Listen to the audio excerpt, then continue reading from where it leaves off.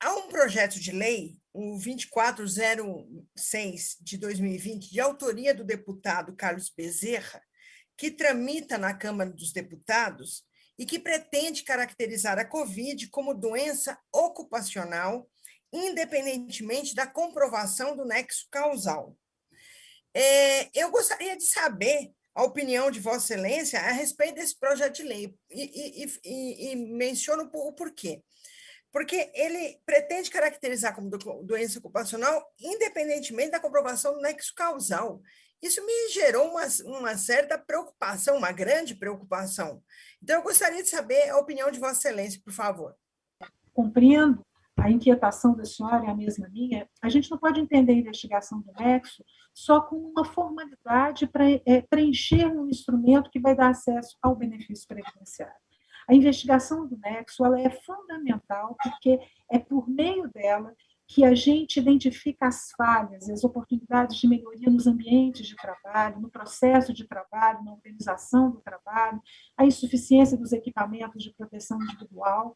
Então, assim, é o momento que a gente identifica como é que essa doença foi possível, como é que esse acidente aconteceu no ambiente de trabalho, o que favoreceu, o que provocou. Isso mira o futuro, isso mira a saúde coletiva, porque a partir dos achados dessa investigação de nexo, que beneficiam o trabalhador, caso se comprove, que a gente aprimora os nossos mecanismos normativos, as nossas rotinas nos ambientes de trabalho, é quando a gente descobre elementos para estar aprimorando os nossos ambientes de trabalho. Eu pergunto ao doutor Lauar se o adoecimento mental atinge mais as mulheres trabalhadoras do que os homens em face da sobrecarga de trabalho, emprego e cuidado com a família que lhes é imposta.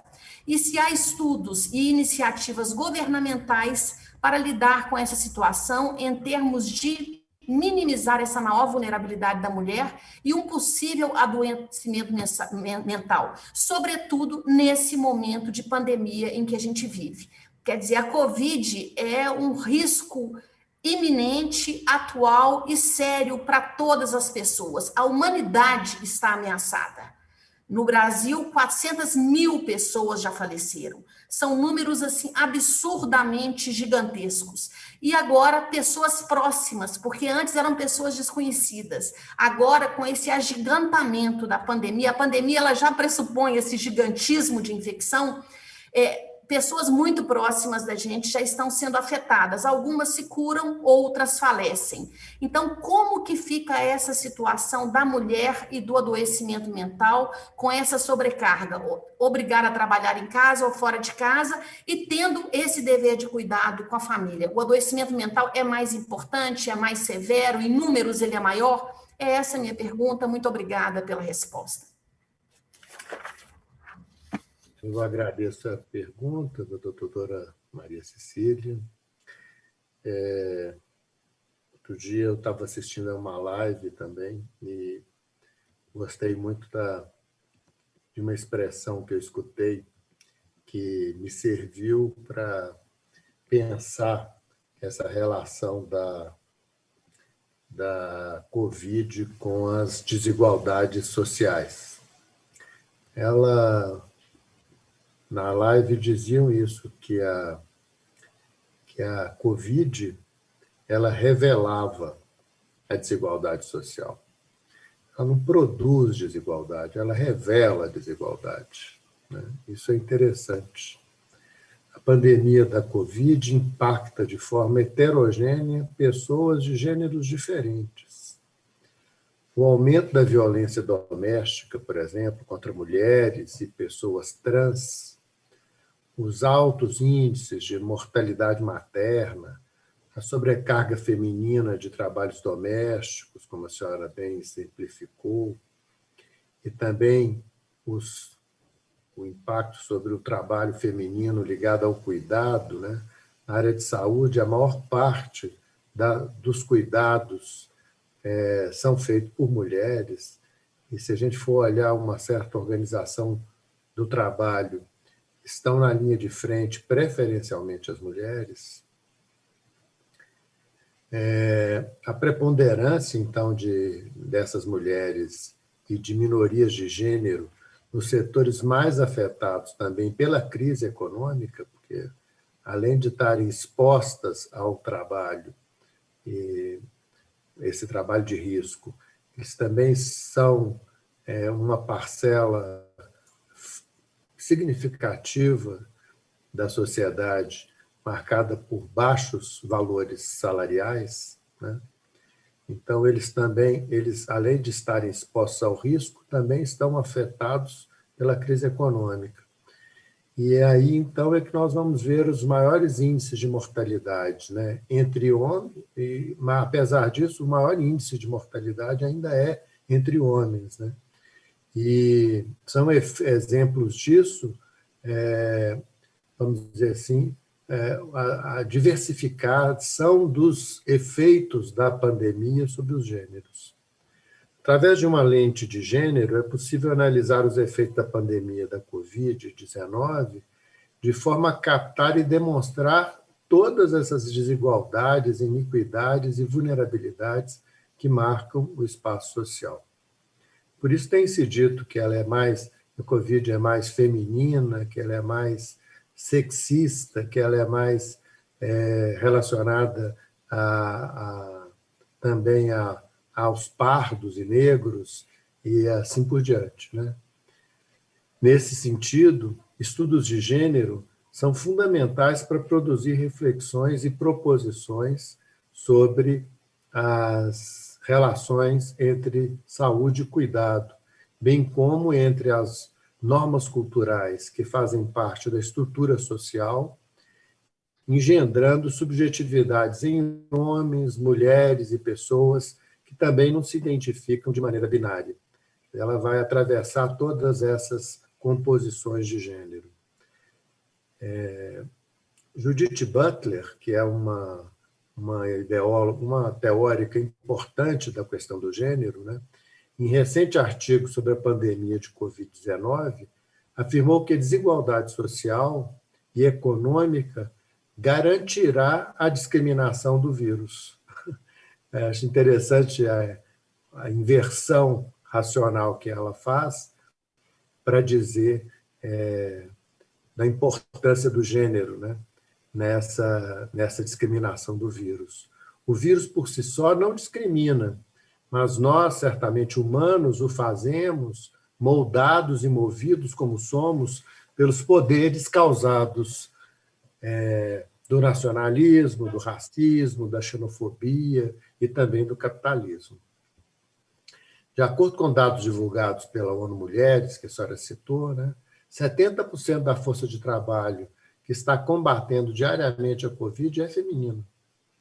Contudo, as mulheres compõem apenas 1/4 dos grupos que decidem políticas públicas de enfrentamento. O The Lancet, um respeitável periódico internacional, né, de saúde, afirma que, além de compor a maioria da força de trabalho, as mulheres, né, combate diretamente a doença, as mulheres também têm papéis predominantes no cuidado de suas famílias.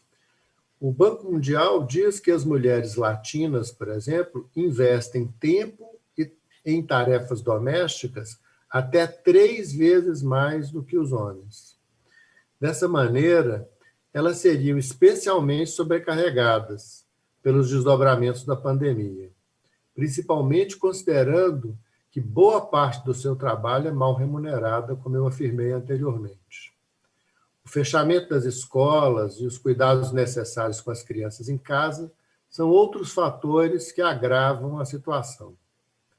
As questões citadas nos artigos que eu consultei indicam principalmente que há uma presença no setor de saúde, de trabalho, uma maciça presença de mulheres no setor de saúde, também no trabalho informal, e que essas mulheres, em função da natureza do seu trabalho, também sustentam diferenças econômicas significativas, né? Elas ganham menos do que os homens e têm também menos acesso aos bens de consumo e serviços, e ainda que elas têm uma maior participação nos cuidados domésticos.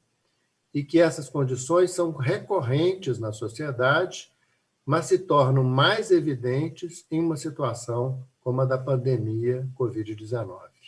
Minha pergunta, doutora Andréia, seria também sobre esse enquadramento, o possível enquadramento da Covid-19 como doença ocupacional.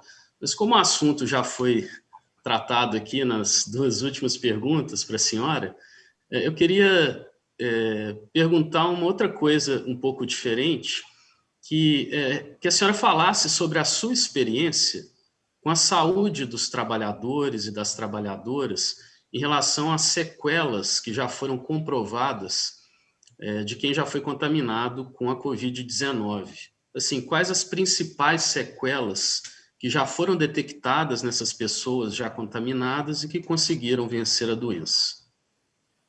Renata, essa é uma questão super importante. Eu não vou falar enquanto infectologista, que são os profissionais que hoje acompanham e se dedicam a estudar minuciosamente a doença, mas como a médica do trabalho, que tem acompanhado o retorno ao trabalho de trabalhadores que foram vítimas de Covid. Eu acho que nós falarmos de sequelas no longo prazo ainda está um pouco precoce, mas eu vou dizer do que nós temos visto no ambiente de trabalho. Eu vou aproveitar para retomar a última fala do Dr. Hélio. A gente tem começado a receber trabalhadores que relatam alterações como uma tristeza profunda, alterações neurológicas, alterações cognitivas, como, por exemplo, lapsos de memória. Isso tem aparecido em trabalhadores com tristeza, com ansiedade, com lapsos de memória que prejudicam o desempenho do trabalho. Nós temos trabalhadores que têm relatado problemas respiratórios, que são sequelas, complicações principalmente quando eles têm quadros graves de Covid, e nós temos uma doença que no passado a gente até não a entendia muito bem, a gente já conhecia, que chama síndrome da fadiga crônica, mas que de uns anos para cá a gente sabe que ela tem uma forte relação com infecções por vírus e parece que tem uma relação com a infecção pelo SARS-CoV-2, que é o vírus que dá a Covid-19. Qual que é o grande desafio nosso?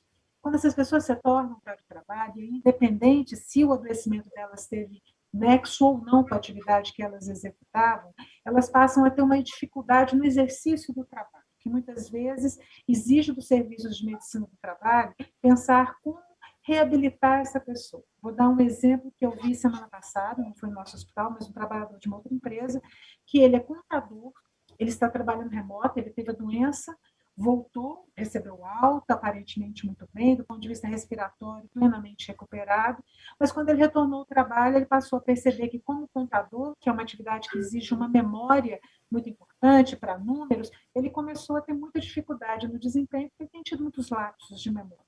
Então, agora tem um desafio do empregador. Olha, isso vai durar muito tempo? Nós não sabemos, pode ser transitório. Enquanto não melhora, onde que nós vamos pôr essa pessoa para trabalhar? Nós vamos fazer um desvio de função? Então, são desafios que começam a surgir. E nós temos muito medo, não vou falar de servidores públicos, porque esses têm proteção contra a demissão imotivada, mas os empregados. Nós sabemos que os empregadores não costumam ter muita tolerância quando o trabalhador volta do trabalho, de um afastamento por uma doença, seja ela qual for, e se não foi reconhecido o nexo com o trabalho, com dificuldades no desempenho do trabalho. Esses trabalhadores ficam mais vulneráveis à demissão. Então, eu acho que a gente ainda conhece pouco, é uma doença que nós praticamente estamos lidando com ela há 14 meses, 15 meses. Já temos alguns casos que evoluíram lá no início, que a gente já recebeu de volta nos ambientes de trabalho que a gente está acompanhando, e que estão trazendo esse tipo de desafio, que eu não tenho muita dúvida, se evoluir como a gente está prevendo, talvez quadros, sequelas que persistam por um período mais longo ou que sejam irremediáveis e realmente sequelas, a gente vai ter problemas que, inclusive, vão bater as portas da Justiça do Trabalho. Né? Eu não tenho dúvida disso, que dizem respeito à manutenção do posto de trabalho, ao direito à reabilitação profissional. Então, nós temos esse cenário aí, vislumbrando esse cenário para o futuro próximo aí.